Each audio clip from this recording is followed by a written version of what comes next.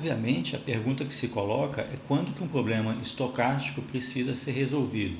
Isso quer dizer, quando que você precisa resolver o problema estocástico em detrimento de resolver uma versão determinística formulado com uma realização particular da variável aleatória, né? E a pergunta tem uma resposta razoavelmente óbvia, que é quando o EVPI e o VSS, um dos dois, né, quando eles assumem valores grandes. A questão é que, se você for usar a definição desses valores para poder tomar a decisão, você já teve que calcular necessariamente o recourse problem para poder chegar a essa conclusão. Então, é uma pergunta de resposta difícil se você for olhar puramente para a definição desse problema. Então, para a definição dessas grandezas, né, para o EVPI e para o VSS. Então, a gente vai tentar encontrar maneiras de discutir ou de responder essa pergunta, né? Então, por um lado, né, se o VSS é alto, usar a solução de primeiro estágio obtida para o cenário médio é uma alternativa cara, né, comparada a usar a solução do problema estocástico. Se por um lado agora, se o VSS é pequeno, né, você pode adotar essa solução obtida para essa incerteza média e a coisa vai funcionar bem. Por outro lado, olhando agora para o EVPI, se a incerteza é pouco significante, né, se o EVPI é baixo, a incerteza é pouco relevante, é pouco significante, né, de forma que não é muita vantagem você poder esperar a realização do cenário para ver o que acontece, então decidir de forma ótima a cada cenário novo, né, com uma solução de primeiro estágio então diferente para cada um deles, né? Então isso aí, se o EVPI é baixo, essa que é a interpretação desse resultado. Bom, então quando que um problema estocástico deve ser resolvido? Bom, quando essas grandezas que a gente discutiu são altas, né, o que não é uma maneira muito objetiva de você até o momento responder a pergunta, porque você precisa do RP para poder responder isso.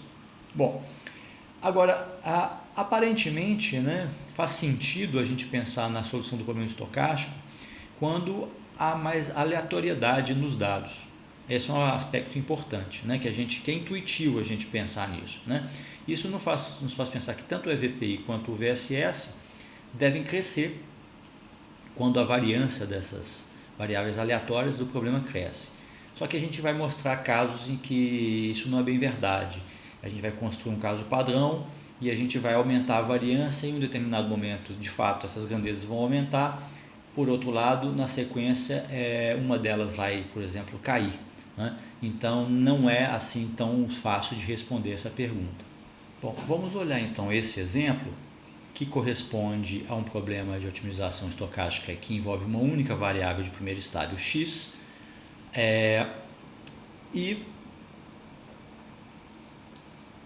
o cenário, a estocasticidade aqui, ela é representada por duas possíveis realizações, de forma que o valor esperado dessa grandeza aleatória é meio. Então o que a gente está assumindo aqui, né, que a probabilidade 1 de xi1 mais a probabilidade 2 de xi2, isso aqui é igual a meio. Então a gente vai considerar variações em que essa quantidade aqui, né, é igual a meio.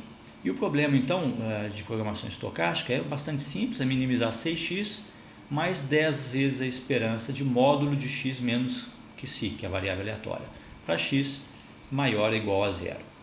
Bom, nós vamos considerar alguns casos e o caso base, que vai servir de referência para a gente comparar a variância, está colocado aqui. Então, como eu mencionei, nós temos que xi1 e que xi2.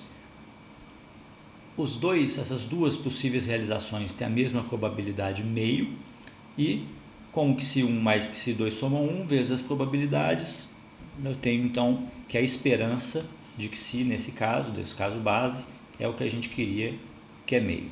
Para esse caso, fazendo a continha aqui da variância, a variância é inversa de 36. Então vamos escrever agora o problema determinístico equivalente para a gente, na sequência, calcular as grandezas de interesse, o VSS, o EVPI, etc. né? Então, o que a gente precisa fazer nesse caso? A nossa função é minimizar, né? Nosso problema é minimizar 6x mais 10 vezes esperança em si de x menos módulo de x menos que si. Então, o que nós temos aqui? Vamos escrever esse determinístico equivalente. Ele vai ser minimizar 6x mais 10 vezes. Como é que essa esperança é reescrita? É meio vezes módulo de x menos o primeiro cenário, x1, 1/3, mais meio vezes módulo de x menos 2/3. Então, isso aqui é igual... Bom, agora vamos abrir essa função módulo em função dos valores. O que eu tenho aqui? Ó? Eu tenho 1/3 e 2/3 como raiz, né, dessa função aqui, ó, com valores críticos aqui. Ó. Então, eu tenho 0, 1/3, 2/3, em diante. Né? X tem que ser maior ou igual a 0, então eu tenho esses intervalos para cá. E aqui 2/3 ou maior que 2/3. Então, entre 0 e 1/3, essa função módulo aqui fica menos x mais 1/3. Né? Porque x é menor do que 1/3, então essa quantidade aqui fica menos x mais 1/3. Então, é 6x mais 10 vezes 1/2 que multiplica menos x mais 1/3. Nesse intervalo, x menos 2/3 fica mais menos x mais 2/3. O módulo disso equivale a menos x mais 2/3. Então, fazendo essa continha, a gente reescreve essa função aqui, né? Dá menos 4x mais 5. Então, essa é a parte relativa a este intervalo aqui, ó. Da mesma forma, aplicando o mesmo raciocínio para esse intervalo aqui, ó, essa função aqui neste intervalo, então, ela é x menos 1/3 vezes 1/2, 10 vezes isso, 6x mais. E para x entre 1/3 e 2/3, isso aqui vale 1/2 vezes menos x mais 2/3. Fecha. Então, fazendo a continha, a gente chega a essa quantidade aqui de 6x mais 5/3. É a forma explícita da função f de x, né? E, por raciocínio análogo agora, né? Para x maior ou igual a 2/3, nesse intervalo, a gente tem que x menos 1/3, o módulo de x menos 1/3 é x menos 1/3, e módulo de x menos 2/3 é x menos 2/3. Então, a gente chega a essa conclusão aqui deste valor com a função no intervalo referente a x maior ou igual a 2/3. Então, essa é a forma explícita do problema, a forma do problema determinístico equivalente. O que a gente quer fazer agora é minimizar essa quantidade para um x maior ou igual a 0. Fazendo isso, a gente vai resolver o problema recurso. Então, o que a gente quer agora é resolver esse problema determinístico equivalente, né, que tem essa função f de x que está caracterizada aqui, linear por partes. Né? Então, o que nós temos aqui, x é maior ou igual a 0, e f de x nós vamos representar aqui. Ó. Então, quando x é 0, essa função está aqui em 5, e quando x é igual a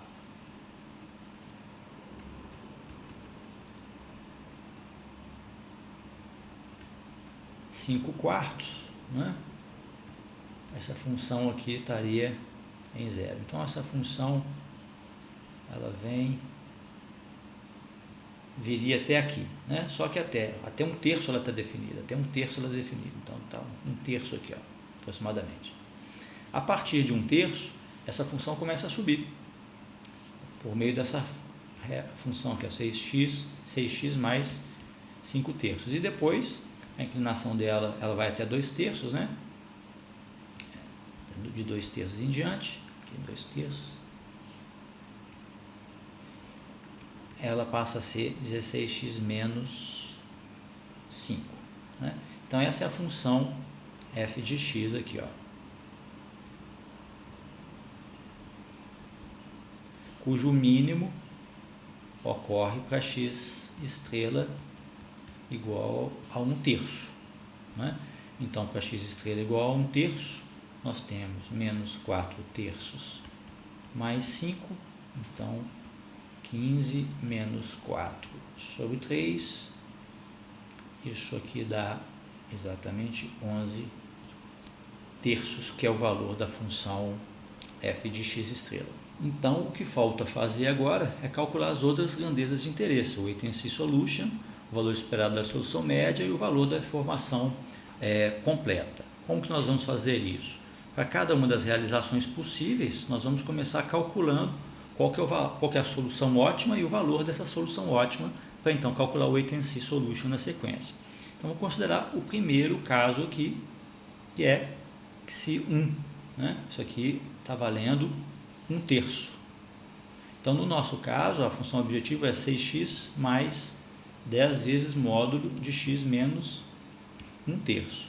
Então, para x menor ou igual a 1/3, essa função fica 6x mais 10 vezes menos x mais 1/3, que é igual a 6x menos 10x mais 10/3, que é igual a menos 4x mais 10/3. Então, para x maior ou igual a 1/3, essa função é 6x mais 10x menos 10/3, que é igual a 16x menos 10/3. Essa função tem essa cara aqui, ó.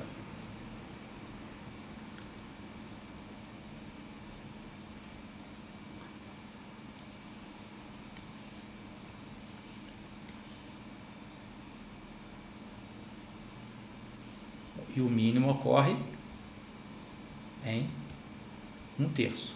Né? Aqui ela está caindo, ela parte de 10/3 e cai, a taxa de inclinação, e ela muda de cara quando o x chega em 1/3, ela passa a crescer, né? E o mínimo então ocorre em 1/3. Para 1/3, essa função vale menos 4 vezes 1/3 mais 10/3, que é igual a 6/3, que é 2. Então está aqui. Usando um raciocínio semelhante, a gente calcula agora a decisão ótima, né, quando o XI2 ocorre. Né? Então, a gente calcula o XI2, né, a solução ótima com o XI2, e o valor dessa função ótima aqui. Acabou que no slide não está aparecendo essa solução ótima do XI2, então eu vou fazer aqui, ó.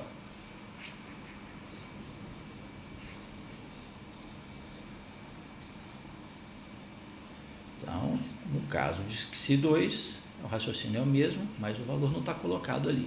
Então vamos lá, eu estou minimizando 6x mais 10 módulo de x menos 2/3. Então, para x menor ou igual a 2/3, essa função vale 6x menos 10x mais 20/3. E para x maior que dá menos 4x mais 20/3. E para x maior ou igual a 2/3, né, nós temos 16x menos 20/3, 6x mais 10x menos 20/3.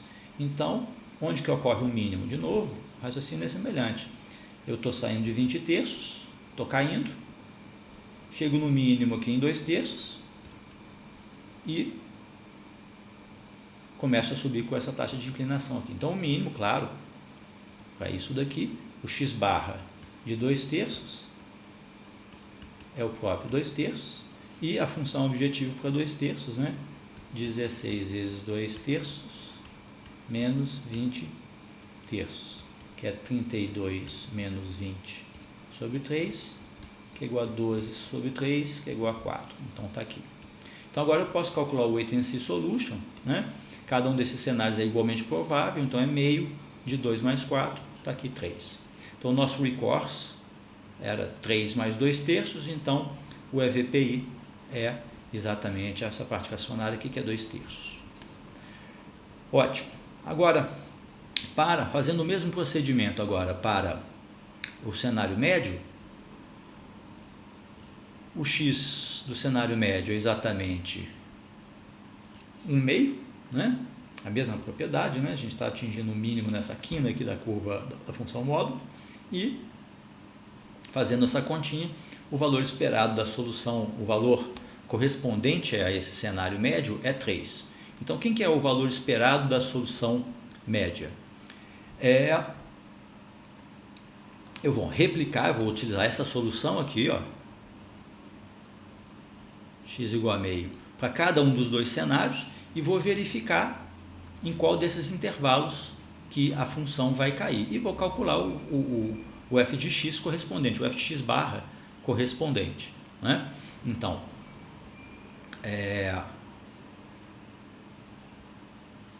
fazendo essa continha, nós chegamos à conclusão que ele é 28 sextos, o valor esperado da solução média, né? E o valor estocástico, né, o valor da solução estocástica, então, é o recourse menos essa quantidade aqui. Então, nós vamos guardar esses dois valores, né, do valor esperado da solução média como 28 sextos, o valor da solução estocástica como 1, né, e o valor da informação completa como 2 terços. Esses são os valores principais aqui que a gente quer guardar para comparar agora com outro cenário em que vai haver uma alteração na variância. Nós vamos manter a média da variável aleatória, mas vamos modificar a variância dessa grandeza aleatória. Então, como que isso vai acontecer? Nós vamos, nesse caso, considerar o primeiro cenário como a variável aleatória assumindo o valor de 0 e, no segundo cenário, 1, com a mesma probabilidade também. Então, nesse caso, o que aconteceu aqui? A variância, que antes era 1 sobre 36, agora passou a ser 1/4. E para esse caso, o que nós temos? O valor do EVPI foi para 2 e o valor da solução estocástica foi para 3. Quer dizer, nós passamos uma variância de 1/36, essa variância passou a ser 1/4, bastante maior, então essa quantidade aqui é bem maior que 1/36, e houve algo na linha do que a gente esperava. Tanto o valor da solução estocástica quanto o valor da informação perfeita, completa, né, cresceram com o aumento da variância, né? Isso em relação ao caso base. O caso base que tinha que se 1 igual a meio, né? Perdão, que se 1 igual a 1 terço, que se 1 igual a 1 terço e que se 2 igual a 2 terços. Então, em relação ao caso base, houve um aumento de variância e um aumento das duas grandezas que nós discutimos.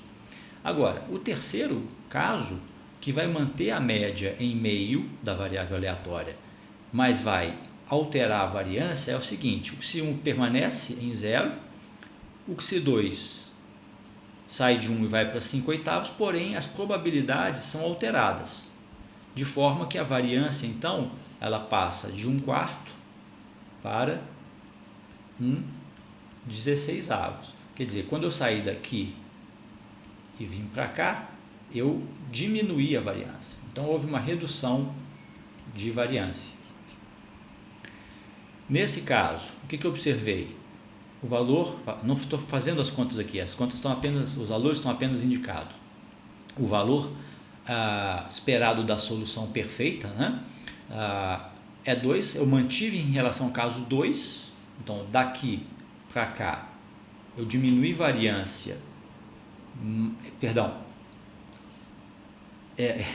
eu aumentei variância, né? Aqui eu estou falando que eu diminui, estou dividindo por um número maior, então eu diminui variância, isso mesmo, eu diminui variância. Então, ao sair daqui, deste caso para cá, eu diminui variância. Agora, ao sair daqui para cá, aí sim eu aumentei a variância. Mas então vamos comparar em relação ao caso 2, que é o que está colocado aqui no exemplo. Então, eu diminuí variância em relação ao caso 2, esse é o caso 2, esse aqui é o caso base, esse aqui é o caso 3. Então, houve uma diminuição de variância, porém o EVPI permaneceu constante e houve uma redução do valor da solução estocástica.